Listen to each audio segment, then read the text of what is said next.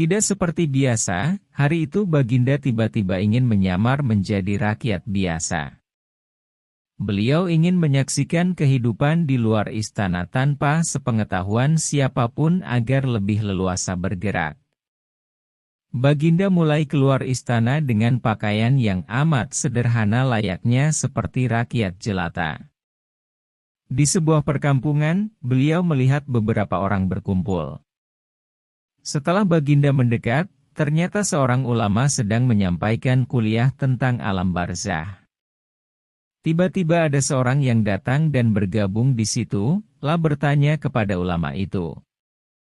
Kami menyaksikan orang kafir pada suatu waktu dan mengintip kuburnya, tetapi kami tiada mendengar mereka berteriak dan tidak pula melihat penyiksaan-penyiksaan yang katanya sedang dialaminya. Maka bagaimana cara membenarkan sesuatu yang tidak sesuai dengan yang dilihat mata? Ulama itu berpikir sejenak kemudian ia berkata, untuk mengetahui yang demikian itu harus dengan panca indera yang lain. Ingatkah kamu dengan orang yang sedang tidur? Dia kadangkala bermimpi dalam tidurnya digigit ular, diganggu dan sebagainya. La juga merasa sakit dan takut ketika itu bahkan memekik dan keringat bercucuran pada keningnya. La merasakan hal semacam itu seperti ketika tidak tidur. Sedangkan engkau yang duduk di dekatnya menyaksikan keadaannya seolah-olah tidak ada apa-apa. Padahal apa yang dilihat serta dialaminya adalah dikelilingi ular-ular. Maka jika masalah mimpi yang remeh saja sudah tidak mampu mata lahir melihatnya, mungkinkah engkau bisa melihat apa yang terjadi di alam barzah? 42 Dev Abu Nawas sang penggeli hati Baginda Raja terkesan dengan penjelasan ulama itu, Baginda masih ikut mendengarkan kuliah itu. Kini ulama itu melanjutkan kuliahnya tentang alam akhirat. Dikatakan bahwa di surga tersedia hal-hal yang amat disukai nafsu, termasuk benda-benda.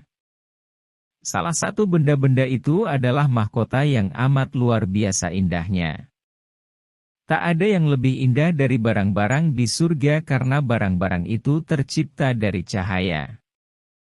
Saking indahnya maka satu mahkota jauh lebih bagus dari dunia dan isinya. Baginda makin terkesan. Beliau pulang kembali ke istana. Baginda sudah tidak sabar ingin menguji kemampuan Abu Nawas. Abu Nawas dipanggil.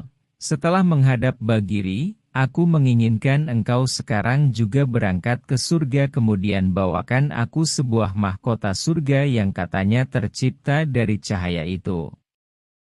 Apakah engkau sanggup Abu Nawas? Sanggup Paduka yang mulia. Kata Abu Nawas langsung menyanggupi tugas yang mustahil dilaksanakan itu.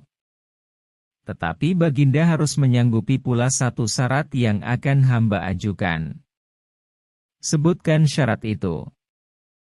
Kata Baginda Raja. Hamba Morion Baginda menyediakan pintunya agar hamba bisa memasukinya. Pintu apa? Tanya Baginda belum mengerti. Pintu alam akhirat, jawab Abu Nawas. Apa itu? Tanya Baginda ingin tahu. Kiamat, wahai Paduka yang mulia. Masing-masing alam mempunyai pintu.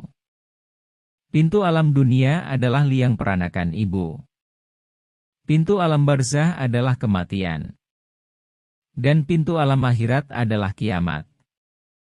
Surga berada di alam akhirat. Bila Baginda masih 43 Adev Abu Nawas sang penggeli hati tetap menghendaki hamba mengambilkan sebuah mahkota di surga, maka dunia harus kiamat terlebih dahulu. Mendengar penjelasan Abu Nawas Baginda Raja terdiam. Di sela-sela kebingungan Baginda Raja Harun al-Rashid, Abu Nawas bertanya lagi, masihkah Baginda menginginkan mahkota dari surga? Baginda Raja tidak menjawab.